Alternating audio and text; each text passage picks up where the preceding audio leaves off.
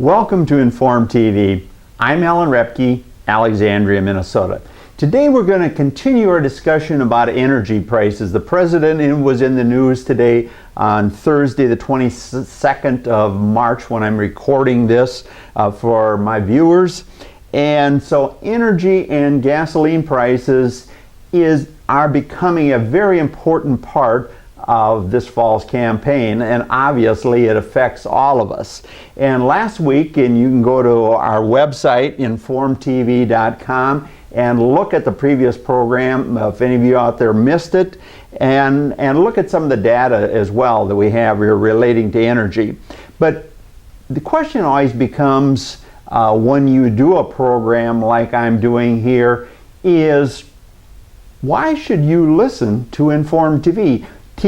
Why should you pass on to your elected officials and your neighbors Inform TV? Because we're giving you unique information, and we're also trying to represent you in the debate that's going on nationally, but I think with some very misleading numbers and way too much politics instead of good old common sense country facts that we're used to here in the state of Minnesota. And the reason I want you to think about Inform TV is the fact that I question a person who sits at the table with the president when energy comes up. I questioned the Secretary of Agriculture this week on the pricing of ethanol and trying to get him to call for an investigation on the pricing of ethanol. In fact, as we get into today's program, I'm asking you, it doesn't appear that the president is or the Secretary of Agriculture is going to do that, nor our congressional delegation. So why not let's get the people in St. Paul to do that. David Frederickson, our Ag Commissioner, Governor Dayton, and our Republican House and Senate, they definitely have committees. Why aren't we calling for hearings so we can bring out in the open to everybody rather than just the viewers of Inform TV? And here's what I'm getting at, and I want you to think about. Most people, if you've been watching us on community TV, but we've got a new expanding audience, and here's why I bring up the importance of ethanol. First of all, you as taxpayers, and we'll have these numbers at informtv.com, we have invested as Minnesota taxpayers $345 million to get the ethanol industry up and growing, plus the Jobs Act, or whatever they call it in St. Paul, has given some incredibly favorable tax breaks to some of the other ethanol plants. But what I want you to be aware of, the plant in Albert Lea got roughly $30 million in state subsidies. Laverne, $28 million. The plant in Claremont, where Senjam is from, $30 million. Little Falls, $30 million. Benson, $30 million. Winnebago, $30 million. Bingham Lake, $30 million. Winthrop, $30 million. And Preston, Minnesota, $30 million. And we've had some plants that actually went out of a business that got big money. The one I invested there in Buffalo Lake got, I believe it's $23 million. And last I heard, the place was closed. And Gopher State, and there's a number of them. And so it's a big investment, yet we have farmers and we have communities relying on ethanol, relying on strong corn prices. Yet here was the question I brought to the Secretary of Agriculture, because DTN has been showing where the price of ethanol has been trading on the futures market for $1 a gallon cheaper than 85 octane gasoline. And you must remember, ethanol is 113 octane. When they add 10%, like we mandate here in the state of Minnesota, what does it do? It brings it up to commercial grade. It provides a clean air additive, an alternative source of energy, as well as makes grade for all the oil companies, the pipeline terminal here in Alexandria, Sauk Center, Mankato, and so on around the state. And yet we have a bunch of numbers that are floating around by leaders that I don't think are beneficial to any of us. I'm going to see if I can pop up and click on what I said to the Secretary of Agriculture, so you guys can see I'm just not talking through my hat here. I'm trying to get you people informed that Informed TV is a very important thing if we're going to address some of the issues, and I hope that the sound comes through all right. We'll try it here for you. From my perspective, the program is working well, but again, I haven't had a chance to look at Representative Ryan's Now we're going budget. to go into my question. All right, it appears that we have Alan Ropke back on the line from Informed TV. Alan. Yes, Mr. Secretary, corn-based ethanol is the biggest contribution to energy that rural America has made, and we have given tens of billions in blending credits. So both taxpayers and farmers are wondering, how is the Obama administration allowing ethanol futures in Chicago to trade at $1 per gallon less than 85 octane gasoline, and how the Obama administration is allowing these ethanol plants now that have done what they've been asked to do to let the energy pricing system, as gasoline goes up, our ethanol plants here in Minnesota and across the country, according to DTN numbers yesterday, are losing 18 cents a gallon for every gallon of ethanol they're producing. Will you call for hearings to see what is going on with the ethanol pricing structure when we have a mandated product? These guys should be enjoying good profits just like the fuel industry is. Well, the ethanol industry is, if you take a look at the long-term history of ethanol, you'll see that there are peaks and valleys in this commodity, and that's not surprising. I would say that our focus is primarily on encouraging blenders to embrace E15. EPA basically has authorized the use of E15, and this obviously would be a godsend. Most of the discussions I've had with the industry have been on the importance of making sure that E15 is embraced and utilized. That obviously would significantly assist the industry, and that's where our focus is. We want blenders to basically register with EPA, get this E15 into the market, and we want to obviously continue to look for ways to encourage distribution more easily. At the same time, we're also looking at creative ways and alternative ways to produce ethanol through a use of a series of non-food feedstocks, which we will continue to do so that we can basically spread the good work this industry is doing in keeping gas prices down further than they would otherwise be. A 2008 Iowa State study shows that without the biofuel industry, we would probably all be paying somewhere between 80 cents and $1.30 more for gas than we are currently paying. So we obviously need a robust biofuel industry, and we're going to continue to promote it from this office. All right. Now, unfortunately, the Secretary of Agriculture gave the standard answer when somebody questions him on ethanol. I've heard this same comment before. Mr. Secretary, we've got the price of gasoline going up and up and up. Why doesn't ethanol follow it? And we get these false statements, well, the supply is too big. In fact, I looked at the energy information numbers because some of the news sources were saying the ethanol supply is getting too big. People, the ethanol supply just released this Wednesday shows that we're in balance. We have the stocks of gasoline in relation to the stocks of ethanol. There's enough to put 10% ethanol in all the gasoline right now with the inventory of both. And we talk about mandates here. We've had a mandate in Minnesota, and we can be thankful for that. It was good policy because we've had the alternative product.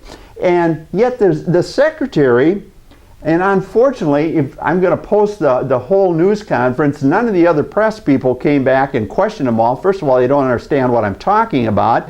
And the other thing, they just don't want me there. They want their standard group of English majors to ask the questions and not anybody of substance.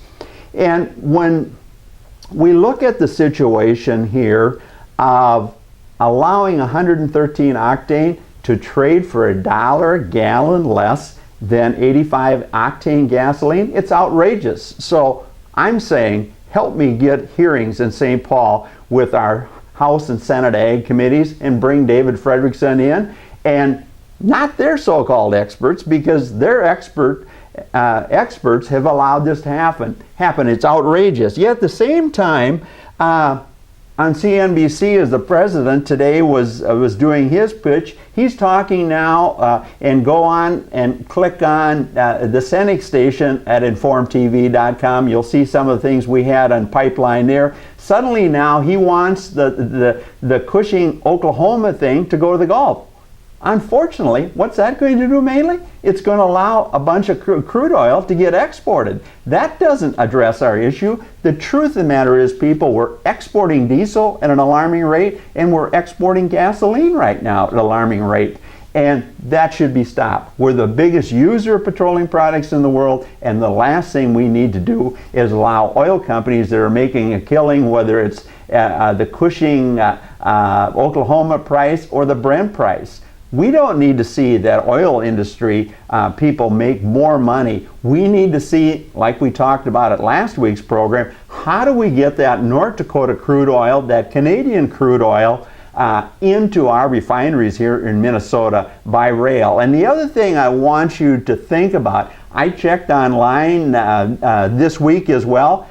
I talked last week about how Warren Buffett's Burlington Northern is bypassing the refineries here in the upper Midwest and bringing that crude oil from North Dakota to the Gulf.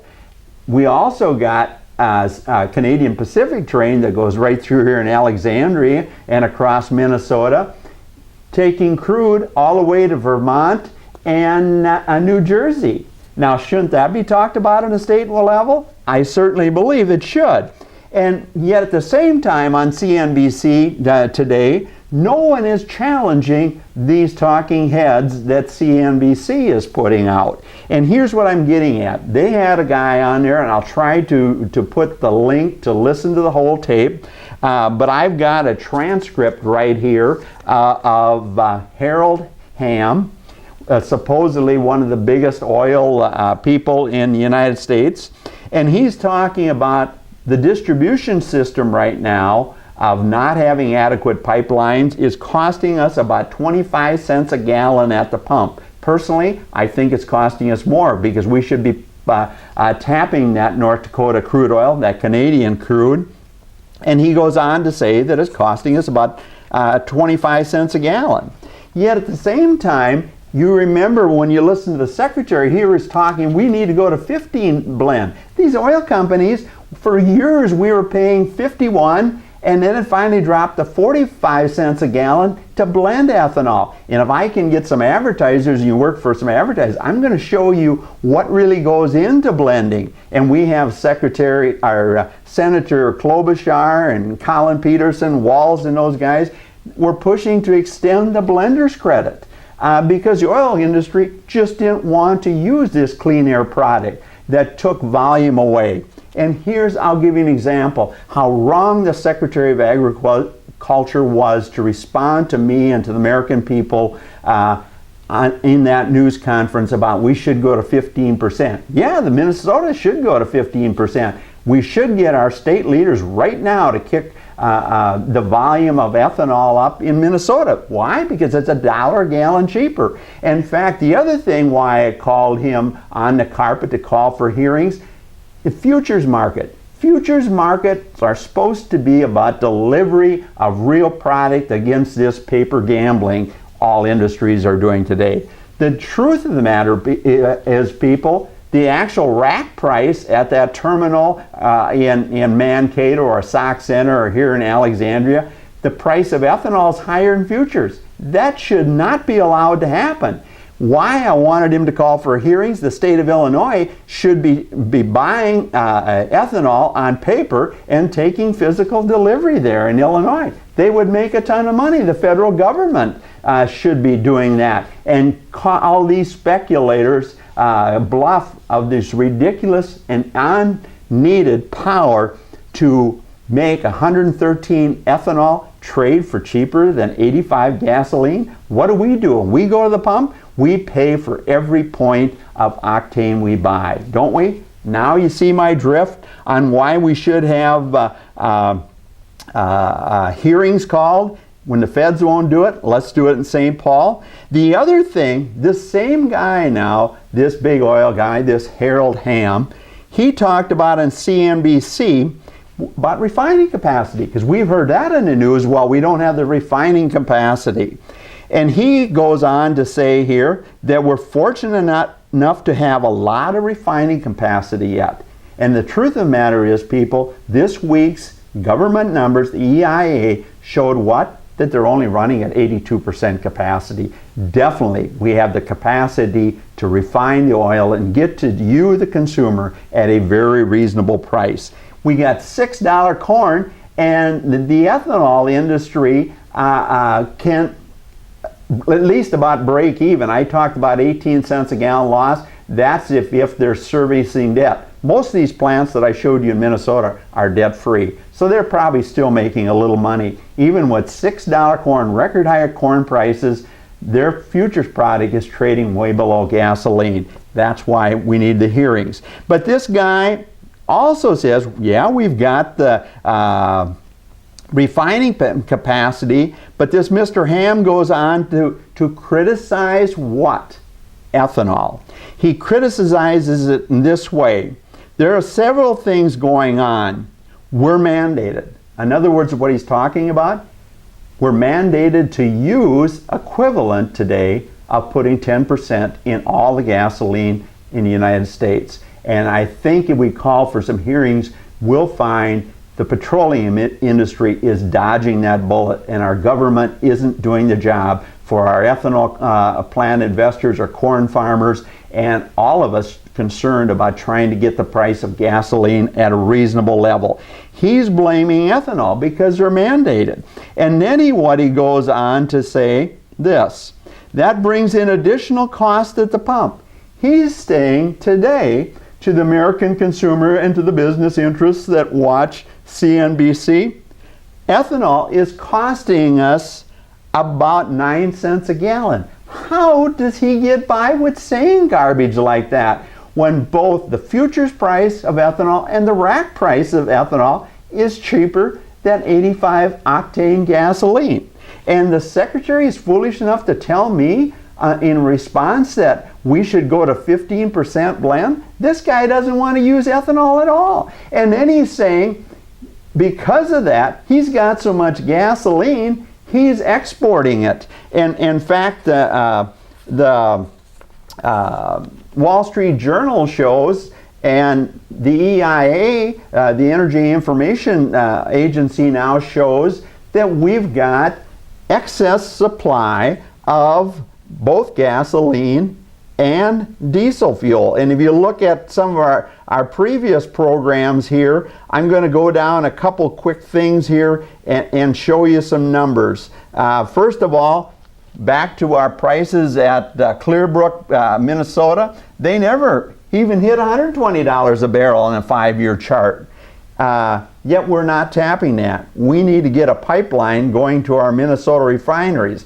The other thing, that particular pipeline, when Obama and our congressional delegation doesn't want to let that pipeline come across into North Dakota or go down to Cushing or to see that there's a pipeline going to refineries in Chicago, look at that pipeline at Clearbrook, Minnesota. It comes all the way out of Canada.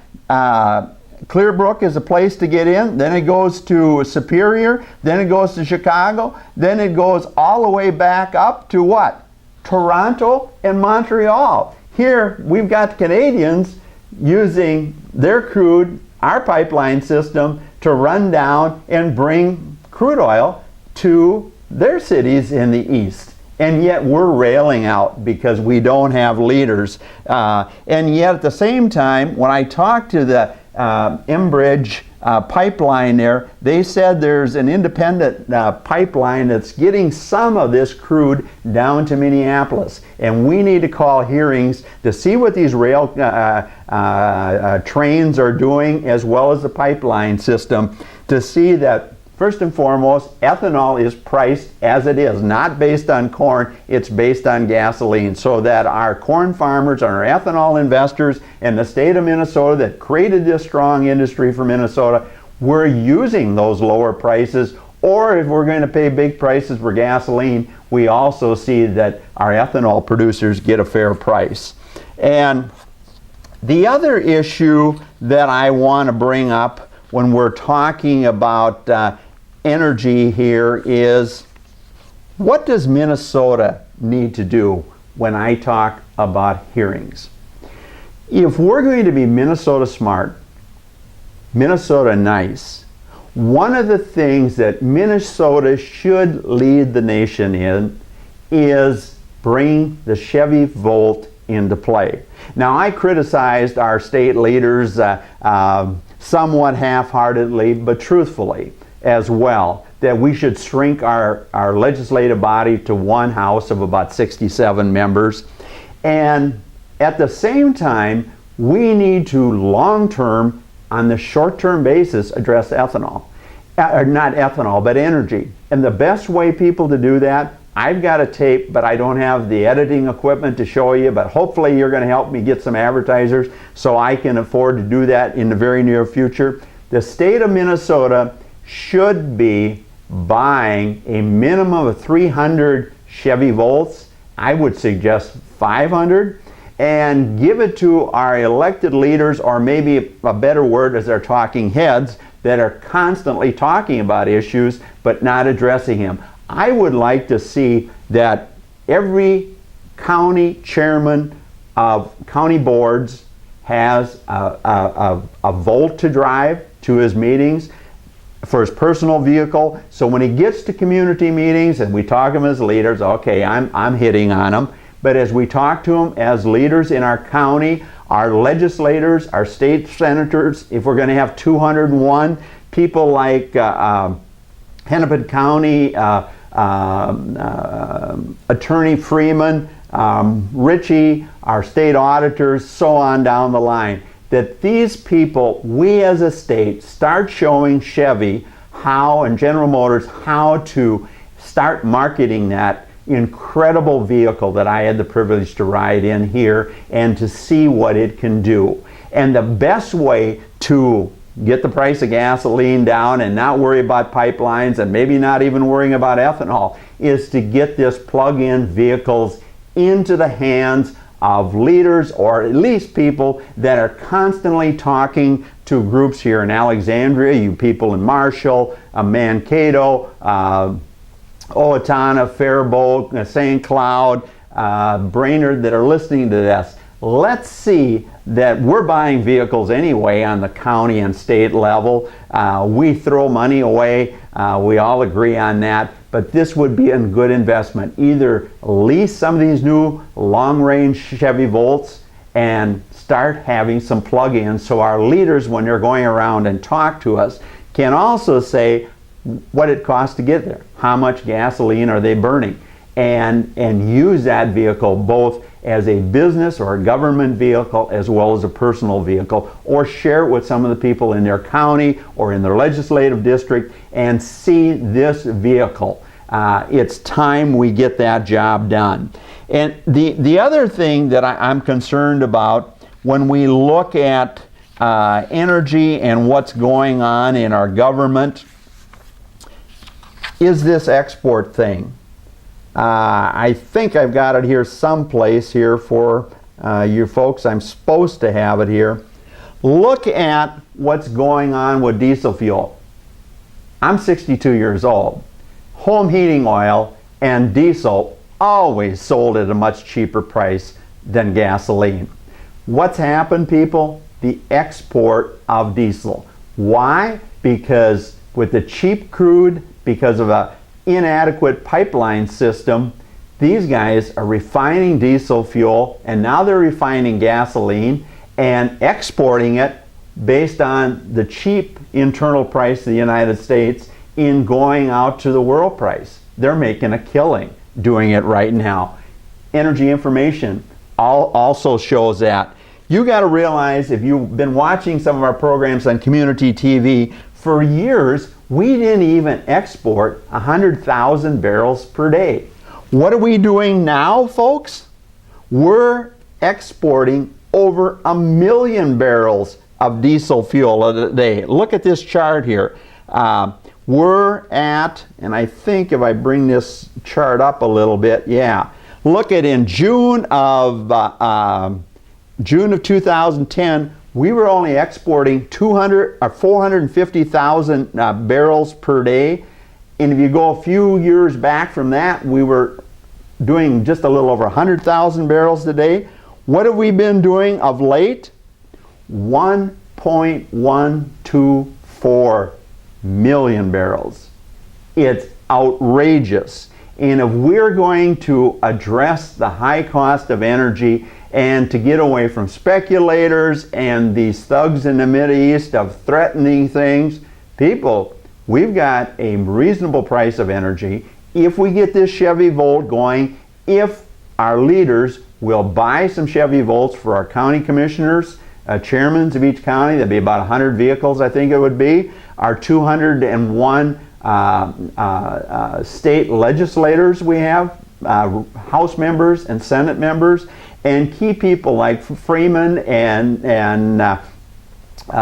Ritchie and those type of people that are constantly talking for people, constantly driving to meetings, show the incredible power of that vehicle and get that vehicle into the mainstream now rather than in the distant future. And we need to start looking at all the numbers that are out there. And Inform TV, we're talking about that. And when we look at our system here of train loads of crude oil going to the East Coast and to the Gulf, going right by Midwest, Minneapolis refineries, it's ridiculous. And at these hearings, we are blessed here in Minnesota to have Cenex Harvest States. They're active. They've got their own refineries. What are we looking at? Should we be getting Cenex to build another refinery here in the state of Minnesota? Where should that go to serve us on our long-term needs for gasoline as we convert over to these plug-in gasoline-backed vehicles that when the battery wears down, you just run on the gasoline motor. But you'll find out for a lot of people, they're not going to use much gasoline. They're talking about miles per gallon now when we watch TV ads of 30 to 40 miles a gallon. People, these Chevy Volts, people are going to average 100 to 200 miles per gallon. Once we get, as Chevy comes now with their extended range vehicles and parking lots and companies get it set up where people can put in, charge them at 220, they charge quickly, and people are going to do the most of their driving on electricity. And the challenge for hearings, we need to talk to the people at Ottertail Power or your local county electrical service that we have in Alexandria, you have in Glencoe and Mankato and places like that, that we see that we have electrical power to make sure these vehicles run. And that means a mix of coal, nuclear, wind, and natural gas. And the other issue that when I talk about energy, of why we need these hearings, I live here in Alexandria, Minnesota. We've got communities right north of small communities of Carlos and Miltona and Parker's Prairie. Those communities should be connected up with natural gas immediately. We should be doing that nationwide. In the East Coast, where I talked about some of this, the Canadian Pacific Railroad is diverting crude that should be stopped here. That whole group of houses out there in the East Coast that are traditionally burned fuel oil should be on natural gas. We have the supply. We just don't have the leadership or the old-fashioned press like Inform TV's trying to bring up, and not serve advertisers, but serve the people that listen to sound numbers and sound policy. And with that, I'm going to say goodbye again for another week. We're going to try to get 2 programs per week, but we're just getting there, and look for some advertisers for me so I can bring you the truth. Thanks for listening to Inform TV. I'm Alan Repke, Alexandria, Minnesota.